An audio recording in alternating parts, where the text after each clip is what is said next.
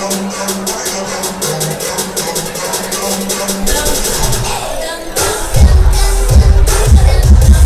this evening.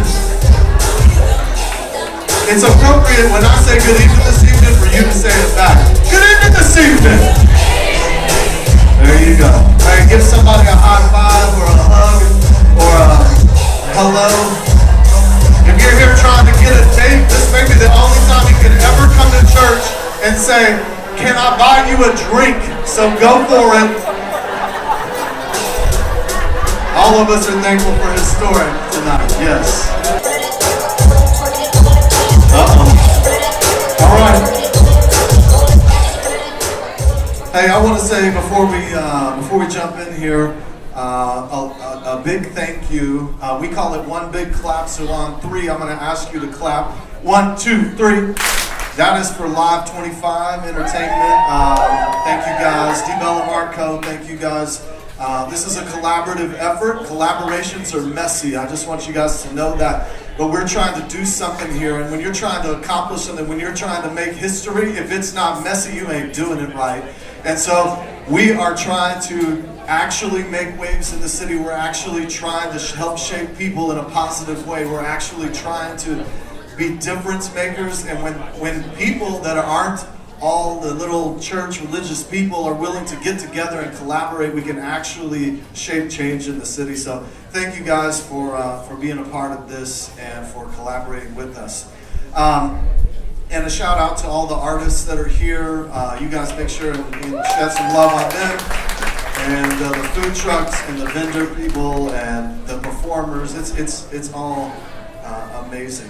Hey, Historic Church. I get a lot of people that ask me, what is Historic Church? Y'all actually drink, and I think I've heard you cuss, so what's up with this thing? And I'm not going to do it because there's kids here. I'm joking. I might. I don't know. But anyways, Historic Church, what is it? Well, it's a multicultural, community first, church second church. Here's the thing. We believe that Jesus came to the planet and said, follow me, not attend me. So it's not about attending a church. A lot of churches make it about attending a church, about getting you to sit in a seat. And so we wanted to start something new, something different, something fresh, and something futuristic. And we wanted to do it now. And what I mean when I say that we're community first, I mean it. We follow Jesus into the community, and we actually help and do things with the community. And we like to say that we love like Jesus over and over again, and that's how we're going to help to shape change. Not by judging, not by hating, not by drawing lines. In fact, we've said this, we're going to cross lines to bring people in, not draw lines to keep people out. And we pop up all over South Dallas, so follow us on Instagram and all that good stuff. We will start having weekly services in one location on September 9th of 2018. That's 9 plus 9 equals what? So you're coming to the grand opening. I'm glad you said yes. Each of our pop-up experiences is unique. So if you come to one and you're like, oh, I don't need to go to another one, you're missing. And if you're missing, you're missing.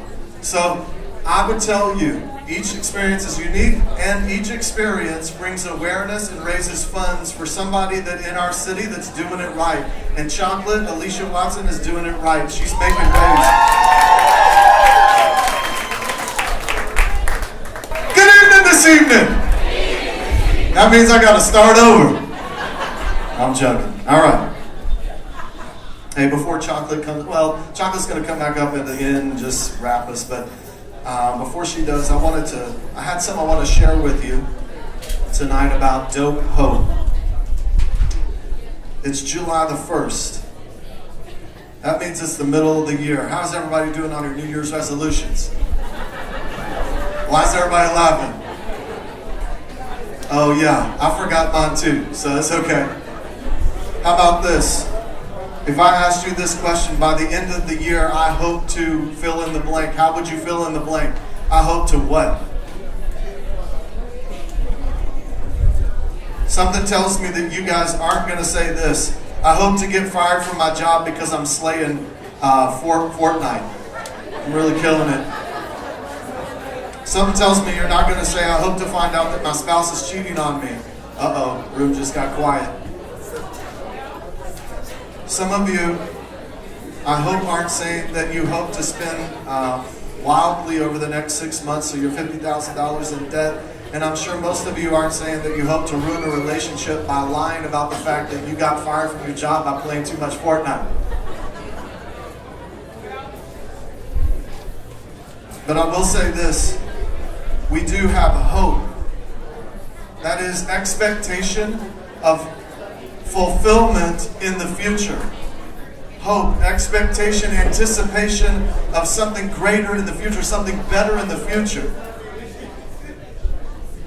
Yet unfortunately, the latest research tells us that millennials represent the first generation in American history that doesn't believe the future will get better. So what are we going to do about that? Show of hands, anyone ever been let down? Anyone ever been let down? If your hand's not up, you're lying.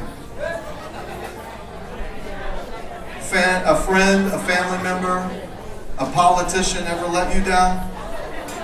A coach, a boss? How about this? Let's see how good we are. How many of us have ever let anyone down? Have you ever let someone down? Wow. If your hand's not up, you're lying again. We're in church. Come on. I have to confess, I've let people down. I let my dad down recently. His birthday's on around Father's Day every year. It happened to fall the day after Father's Day this year, so I called him on Father's Day, but I totally forgot. He's probably watching, so Dad, sorry, I forgot to call you. I let you down. We get let down by hope, because hope is linked to two things, trust and faithfulness. And we've leaned our hope against jobs. We've leaned our hope against people. We've leaned our hope against money. And guess what? It didn't deliver. Some of us are in here tonight, and you know what I'm saying when I say your dad didn't love you like ever. And you anticipated and you wanted and you hoped that your dad would love you, but he didn't. Some of you in here have been bullied by others at school, bullied by others at work. And you never were willing to say it, and then once you came out to say it, it was like nobody believed you, and so hope let you down. It was August 2003. I had a colleague flying from New York back to Dallas. He and his wife were getting checked in New York at LaGuardia Airport. It was taking longer than normal, so he got out of line and went and checked, and he was like, hey, is something up? And they said, yes, sir, the systems are down, and we don't really know why, but we'll let you know. Well, a few hours went by, then a few more hours went by, and they said, they came over the mic and made the announcement. You know that announcement. There's a blackout in New York City. August 2003, if you remember, there was a blackout in Canada that made its way down to New York City, and they were experiencing that blackout. This is interesting. Everybody wanted a hotel room, right? So they went to try to find a hotel room. There was one left at the Crown Plaza by LaGuardia Airport. They go in, there's candle lighting everywhere, and somebody gives them a flashlight and says, your room is up there. They take the flashlight, they get to the room. The wife says, hey, I'm going to try to open the windows. So she draws back the curtain and opens the windows, and there she sees it. It was the Marriott, all lit up, air conditioning, everybody's having fun. What's going on? So they go down the stairs. They're like, we're going to a new hotel. So they get checked. They go out, they run around. They're like, go up to the guy at the desk, and they said, hey, excuse me, sir. Can you explain this? I'm watching CNN on your TVs. I'm in the air conditioning, and everywhere else is dark in New York City. Everything is blacked out. What's going on? And he said, you know, we've had a lot of people asking this question. Do you want to know the answer? It's really simple. When we built this hotel, we built it with a gas generator, which means that we have power inside that is not affected by what's going on outside. Now I'm preaching and y'all didn't just get that. Okay. We have the power inside that is not controlled by the circumstances on the outside. That's where God just flipped the script on you guys. You see, Jeremiah 29:11, most of you have heard it. For I know the plans I have for you. They are plans that are good and not for disaster, to give you a hope and a future. This little verse gets taken out of context a lot because it's a well-lit verse. It's lit. This verse is lit, yes. But this verse is lit in the midst of a very dark chapter. This is a dark chapter. This is not just a dark chapter. This is a dark book. Like if you're depressed, don't read Jeremiah. Because this is a dark time in the nation, in God's people. This is a dark time. They are they are making bad choices. They're rebelling. They're being exiled to Babylon. It's discouragement. It's depression. It's a sense of you're done. But can I tell you, God was not done. God wasn't done when Sarah said she was barren. God wasn't done when Joseph was in prison. God wasn't done when Moses was running from Pharaoh. God wasn't done when the children of Israel were pinned against the Red Sea. God wasn't done when Jericho was blocked from the Promised Land. God wasn't done when Gideon hid from the Midianites. God wasn't done when Ruth was widowed. God wasn't done when David was mocked as a boy facing a giant. God wasn't done when Job's children were killed. God wasn't done when government officials persecuted Daniel. And God wasn't done when Jesus was crucified and put in a grave.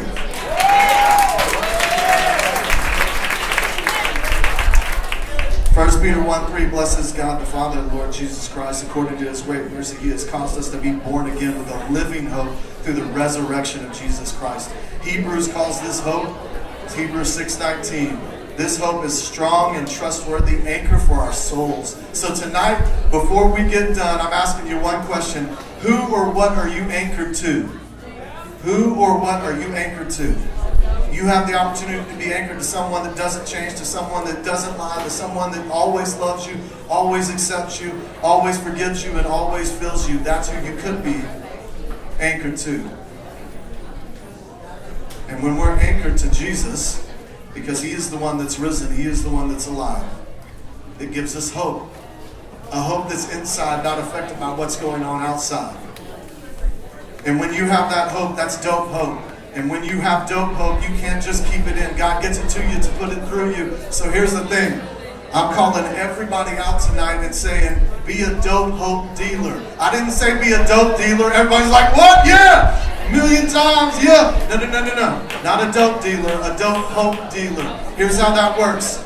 Dope hope dealers do 4 to 5 things. They choose gratitude over haterade. A lot of us are drinking the haterade right now. No. Gratitude. You choose confession over blaming. This culture is a blaming culture, looking to blame somebody else. Why don't you confess your own stuff? I'll confess mine. Choose consistency over once in a while. Hey, dad's in the house. Hey, mom's in the house. Be consistently loving your kids. Don't just once in a while then. Choose consistency over once in a while. Choose contributing over consuming. A lot of us like to consume the city, but we don't contribute to it. We consume the money the city gives us, but we don't contribute to it. And last but not least, choose the hard over the easy. I brought with me my bouncy ball. Everybody can see my bouncy. See my bouncy ball? Say hi, bouncy ball. Hi, bouncy ball. All right, here's the deal.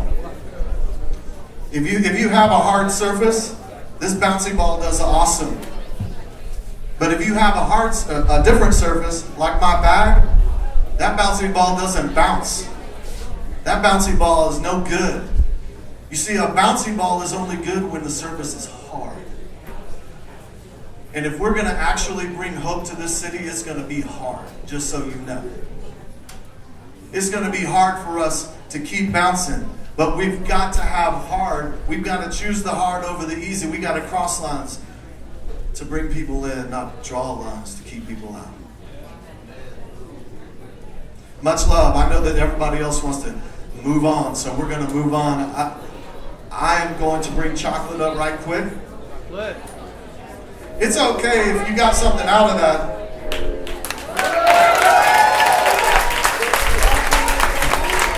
And chocolate. I know we have a generosity box. So if they want to donate, they can donate. They can put money in the generosity box.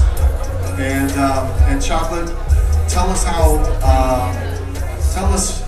how you guys are making a difference in 30 seconds or less, because line 25 is about to shoot me. 30 seconds, okay. FYI, want you to know we have a table at the back. We're selling t-shirts and my book. I wrote a book about my personal life story. You have got to get one. All proceeds go back into the organization.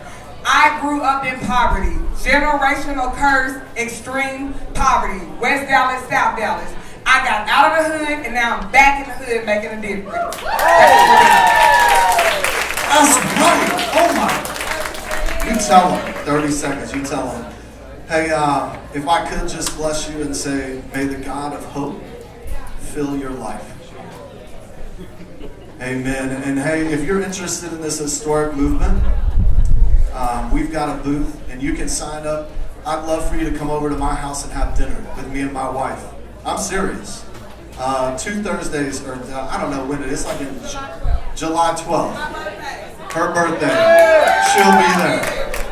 She'll be there. Y'all come hang out with us. I believe that we can bring hope to this city. How about y'all? All right. Hey, you guys have a good night.